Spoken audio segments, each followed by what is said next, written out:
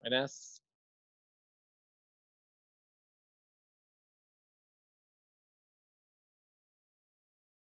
Buenas chicos, ¿cómo están? ¿Cómo les va?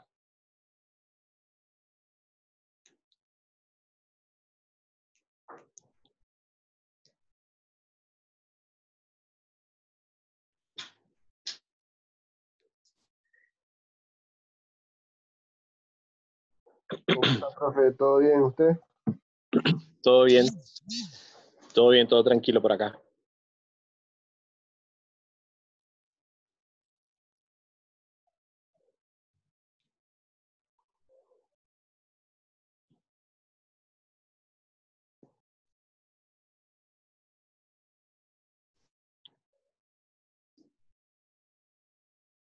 Bien, chicos, yo les envié el archivo en PDF, todo el material de estadística. ¿Lo pudieron descargar?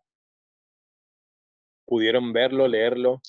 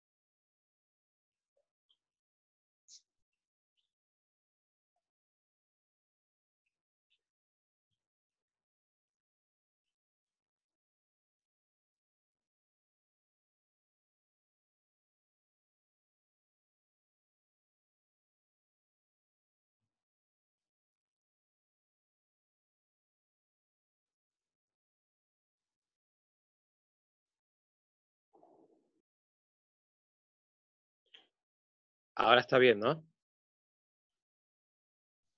Bien, ahora recuperé. Bien. Confírmenme, por favor, que tienen el material de estadística.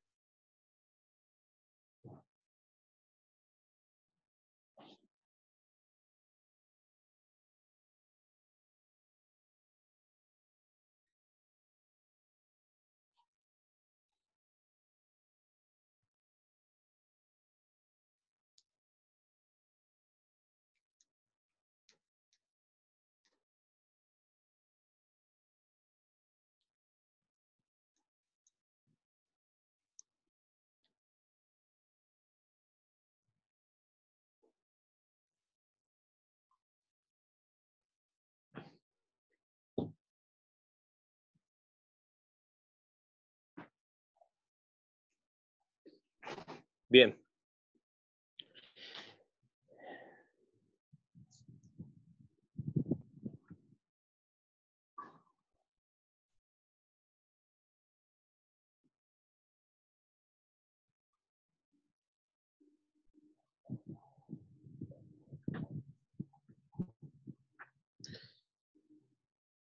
Bueno, yo les envié el material de estadística y precisamente tenían que terminar de ver. En realidad ya habíamos concluido con los contenidos, entonces tenían que rever, revisar y leer y ver la teoría y ver si había alguna duda con todo lo que habíamos visto. Aparte, además, tenían que hacer un trabajo de investigación sobre lo que era un censo y cuáles eran sus requisitos, los cuales yo espero que me lo envíen, si bien están en el material, pero ustedes busquen también por su parte, ¿sí? Editen la información, lo pegan y me lo envían al correo electrónico o por WhatsApp. Bien. La primera parte, nosotros habíamos visto todo lo que era la probabilidad. En el material ustedes tienen el concepto de probabilidad y tienen unos ejemplos y ejercicios para realizarlos. Entonces lo que yo les voy a pedir es que vayan realizando los ejercicios y a medida que lo vayan teniendo, hacen una captura de pantalla o lo copian en un archivo y me lo envían, chicos, para que yo se los pueda corregir. Bien, entonces nosotros, dentro de la probabilidad, yo les había dicho que en todos los casos de probabilidad interviene el azar, ¿sí? Que reciben el nombre de fenómenos aleatorios y también fenómenos deterministas. Los fenómenos aleatorios son independientes de las variables que el observador conozca del estado inicial del hecho a analizar. ¿Qué quiere decir esto? O sea que nosotros no sabemos el resultado, por ejemplo, el resultado del objeto de estudio. Por ejemplo, nosotros no sabemos qué número va a salir en la quiniela de esta noche, o en la lotería. También tenemos los fenómenos deterministas, que sucede que es dada una situación, sucede un único resultado posible, ¿sí? Por ejemplo, si se tira una piedra hacia arriba, la piedra va a caer, no hay probabilidad de que la piedra quede flotando, ¿sí? Entonces, o lo mismo, si yo tengo un fenómeno, analizar que dice, el día que sigue, el día que sigue al día domingo. Todos sabemos que el día que sigue al día domingo es el día lunes. Entonces, ese sería un fenómeno determinista. Pero dentro de la probabilidad, en todos casos, interviene más que nada el azar, ¿sí? Bien.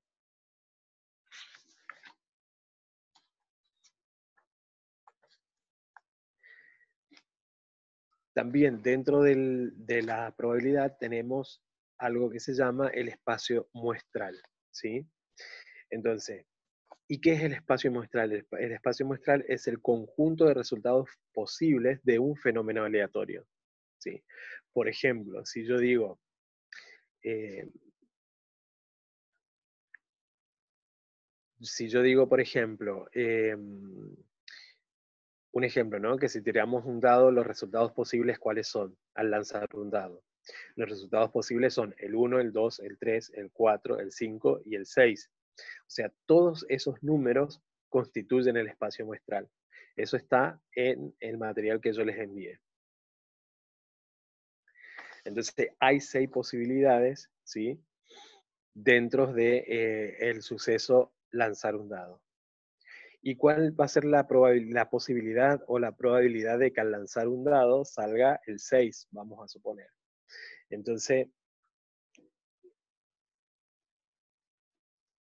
¿cuál es la probabilidad entonces de que al lanzar un dado salga el 6? Y vamos a tener una sola probabilidad, ya que el dado tiene 6 lados. Entonces, va a ser 1 de 6. Ese 1 sobre 6 que yo escribo es parte del espacio muestral. Luego, ¿qué tengo que hacer? De 1 sobre 6, hago 1 dividido 6 y eso les va a dar un resultado, ¿sí? Y a ese resultado lo expreso en decimal. Tomo los dos primeros después de la coma.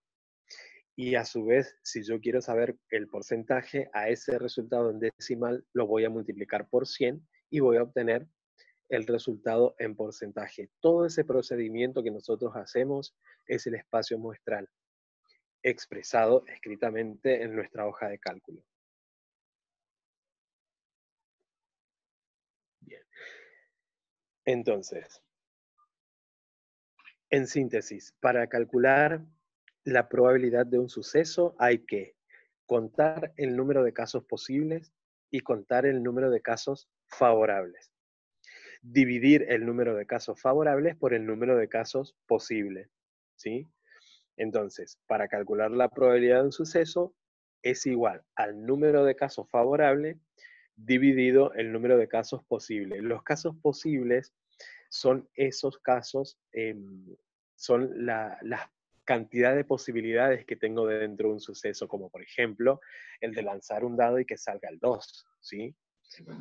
Entonces, al lanzar un dado y que salga el 2, hay un solo 2 en un dado, entonces va a ser 1 de 6. El caso favorable es 1 y los casos posibles son 6. Bien. Dentro de la probabilidad también nosotros teníamos que la probabilidad de un suceso es 0 o 1, ¿sí? O sea, es un número comprendido entre 0 y 1. Si la probabilidad es 0, entonces el suceso es imposible. Si la probabilidad es 1, el suceso es seguro. Si la probabilidad está entre 0 y 1, el suceso es posible. Entonces, 0 imposible, 1 seguro, entre 0 y 1 posible. Por lo tanto, ¿qué quiere decir esto? Que los sucesos pueden ser seguros, posibles e imposibles. Esa sería toda la parte de la probabilidad y yo les había dado unos ejercicios también para realizar, para cerrar la parte de probabilidad. Y ahora nosotros ya entramos a la parte de estadística. Entonces vamos a hacer un repaso general de estadística. Vimos lo que era el concepto de estadística y dijimos que la estadística e interpretación de datos de una muestra representativa. ¿Para qué? Esto nos tiene que servir para, nos ayuda a tomar decisiones o para explicar condiciones regulares o irregulares de algún fenómeno o estudio aplicado. También tenemos que la estadística se divide en dos grandes áreas. Una es la estadística descriptiva y la otra es la estadística inferencial. La descriptiva se dedica a la descripción, visualización y resumen de datos originados a partir de los fenómenos de estudio. Estos datos pueden ser resumidos numérica o gráficamente, ¿sí? Bien, y la estadística inferencial se dedica a la generación de modelos, inferencias y predicciones asociadas a los fenómenos en cuestión, teniendo en cuenta la aleatoriedad de las observaciones. Esta se usa para modelar patrones en los datos y extraer inferencias acerca de la población bajo estudio. Estas inferencias, ¿a qué se refiere cuando se habla de inferencias? Y puede ser no. Se refiere a, pueden tomar la forma de preguntas, ¿sí? De respuestas a preguntas, por ejemplo, el sí o no, una prueba de hipótesis, estimaciones de unas características numéricas, o sea, una estimación, un pronóstico de futuras observaciones, descripciones de asociación, o modelamiento de relaciones entre variables, o sea, un análisis de regresión. Otras técnicas de modelamiento incluyen ANOVA, series de tiempo y minerías de datos. Estas dos ramas, descriptiva e inferencial, comprenden la estadística aplicada. También hay una disciplina llamada estadística matemática, a lo que se refiere a bases teóricas de la materia. Bien, dentro de la estadística nosotros vamos a encontrar también distintos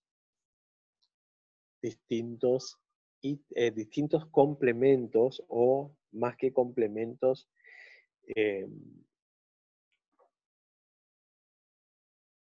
características que pertenecen a la estadística, ¿sí? Como por ejemplo la población. Entonces, ¿qué tiene que ver la población acá? Y la estadística va a comenzar los estudios clarificando qué informar, ¿sí? Qué información desea buscar y para qué y dónde se va a buscar. Entonces, para eso yo tengo que contar con la población, ¿sí? Ahí hay varios ejemplos de población donde se puede buscar información, que sería en la página, entre la página 8 y 9, ¿sí? Hasta llegar al concepto de población. Tienen un ejercicio donde tienen que completar un cuadro. Entonces, y el concepto de población dice que es el conjunto de personas, objetos, animales o hechos sobre los cuales se hace una investigación estadística, ¿sí? Eso es la población. Entonces, conjunto de personas, objetos objetos, animales o hechos sobre los cuales se hace una investigación estadística.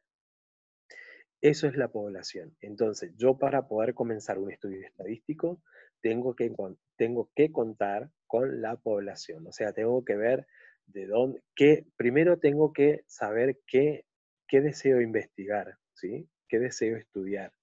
Y dónde lo voy a buscar. Entonces voy a determinar qué población voy a estudiar.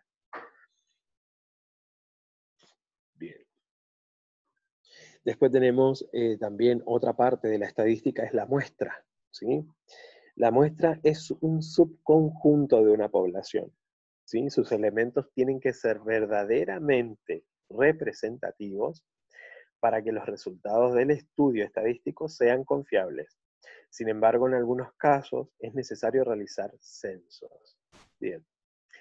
¿Por qué es un subconjunto de la población la muestra? Porque completa, ¿sí?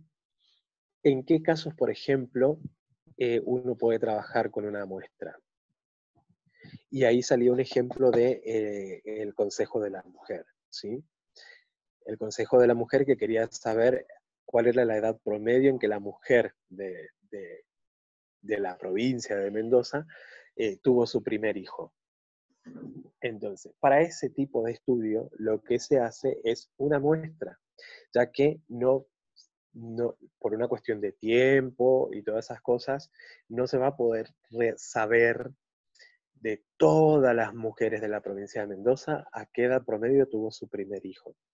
Entonces lo que se hace es, se toman una muestra, o sea, se hace un estudio estadístico eh, en partes, ¿sí? Se toma solamente una parte, entonces eso es una muestra. Por eso se dice que es un subconjunto de la población.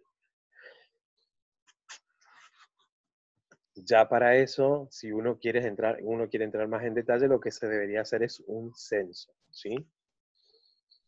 Y yo también les dije que para tener actualizada nuestra cantidad, la cantidad de población o la cantidad de habitantes que tiene nuestro país, lo que hacen es recolectar una muestra del último censo que tuvimos, entonces ellos sacan una muestra de ahí y pueden actualizar, perdón, sacan una muestra del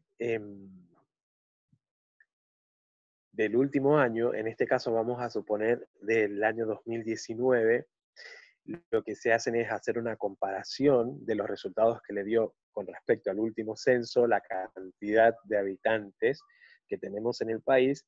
Entonces, eh, para tenerlo actualizado en la actualidad, lo que se hace es una muestra, ¿sí? Teniendo como referencia el último censo que se realizó. Bien. Uno de los trabajos que tenían que hacer también de investigación era en qué consistía un censo, ¿sí? Y el censo es la principal fuente de datos demográficos por la gran cantidad de información que maneja, ¿sí? O sea, da una fotografía de la población, describe estadísticamente las poblaciones humanas consideradas desde un punto de vista cuantitativo, o sea, cantidad de personas que habitan el país, en este caso, ¿no? Cuando se realiza un censo. Entre otras cuestiones, porque si ustedes recordarán el último censo, eh, aparte de preguntar cuántas personas vivían en un mismo domicilio, también entraban otras preguntas, ¿no? Como que si trabajaba, no trabajaba, estudios alcanzados. Bien, entonces es la fuente primaria de la estadística básica de población que son necesarias para fines gubernamentales y aspectos de planificación y social. Para eso, ¿sí? Se usa como base para el análisis y la evaluación demográfica, para proyectar, establecer y desarrollar políticas de gobierno, como marco muestral para encuestas, ¿sí? También. Para eso se utiliza, en eso consiste un censo, ¿sí? ¿Y cuáles son los requisitos para llevar a cabo un censo? Auspicio oficial, ¿sí? O sea que es auspiciado y llevado a cabo por el gobierno nacional, con la cooperación de las autoridades regionales, provinciales y municipales. Un territorio definido, o sea, debe realizarse en un área territorial precisa. En este caso, si hablamos de un censo nacional, es en todo el país el mismo día y comienza a la misma hora y finaliza a la misma hora, ¿sí? En todo el territorio argentino. Bien, entonces debe realizarse en un área territorial precisa, implica una división político-administrativo y todas aquellas herramientas de tipo cartográfico que aseguren una completa captación de información, sin omisiones ni duplicidades, ¿sí? O sea que tiene que tener una captación completa de la información. No se puede omitir nada, tampoco se puede duplicar nada, ¿sí? Universalidad es otro de los requisitos. Esto es para la exactitud y cabalidad, la cabalidad sin duplicaciones ni omisiones también. Simultaneidad es otro de los requisitos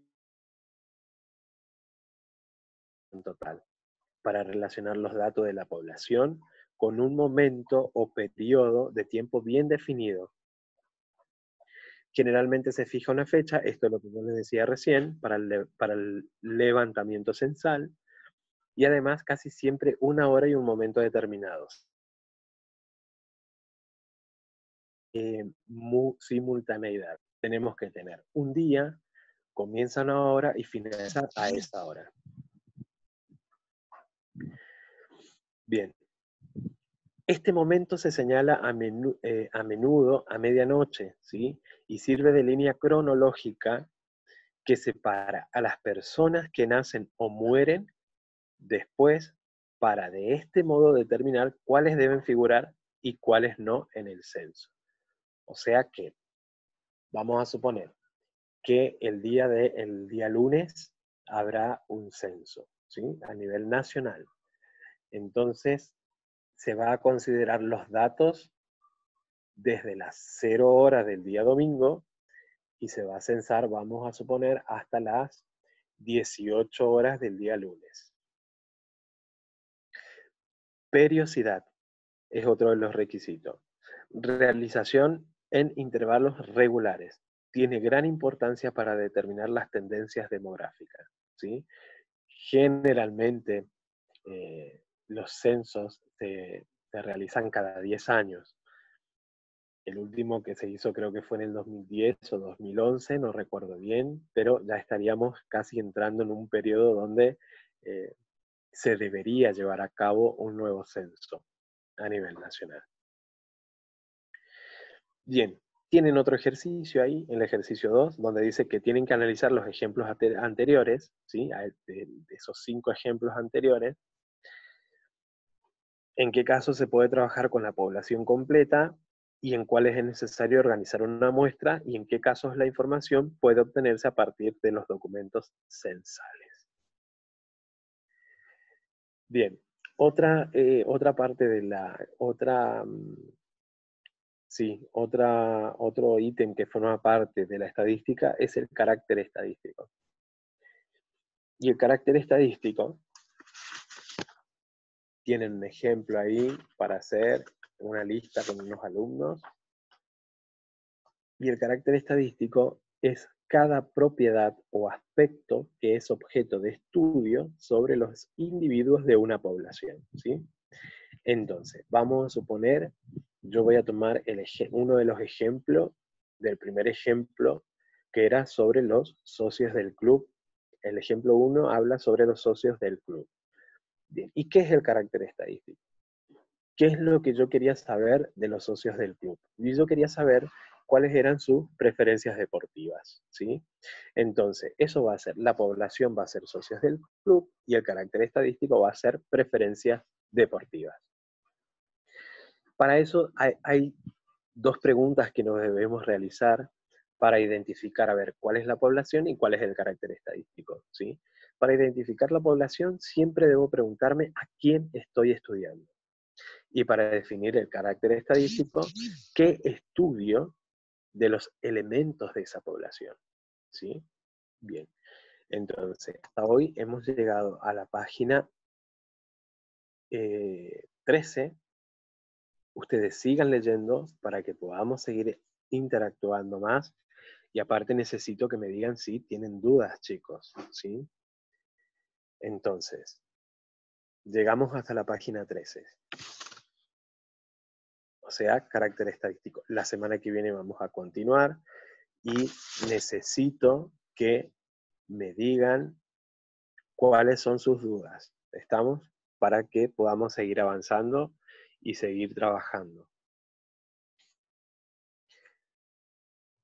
¿Alguna duda?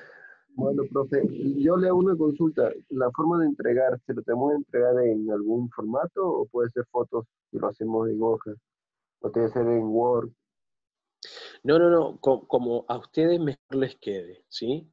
Si vos realizás los ejercicios en una hoja, le sacás una foto, que fíjate que esté legible, y me la envías directamente al WhatsApp, ¿sí? No hay problema.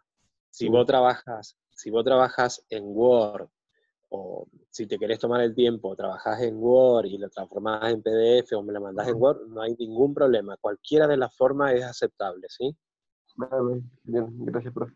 Sí, por ahora Bien. todo entendible, así que ya me voy a poner con los ejercicios. Me queda eso nada más. Bueno, otra cosa que tienen que tener en cuenta es que yo, por ejemplo, en las columnas, cuando vamos armando nuestra tabla estadística, hay dos columnas más que no figuran en esta, ¿sí? Esta llega hasta la frecuencia, creo, acumulada. ¿En cuál Una, de dos, las tablas? 5. En la página 17, esta tabla estadística llega hasta la frecuencia acumulada nada más. Tienen que agregar una columna más, que es la frecuencia relativa acumulada, porque esa nos va a servir cuando tengamos que hallar moda o media para datos agrupados, ¿sí? Sí, acá veo que dice frecuencia clara acumulada, hay una tabla. Bien, después de esa columna, yo agregué otra columna más, que es la frecuencia relativa acumulada, ¿sí? Así me dice 18,22. Esa. Bien. Bien, bien, Fernando, ahí recibí tu correo sobre censo.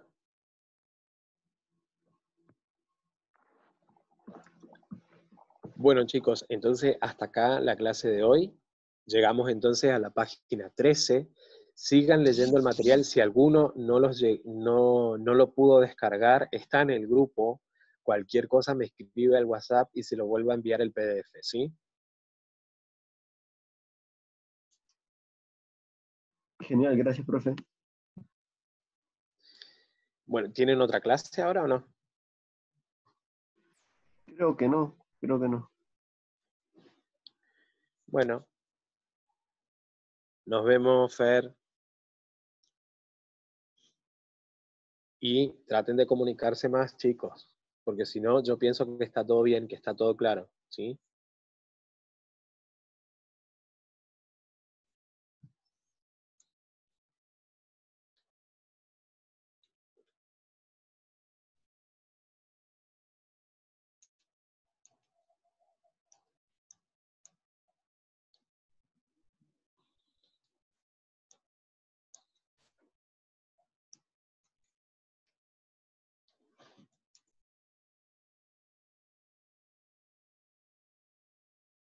Muy bien, chicos, cuídense.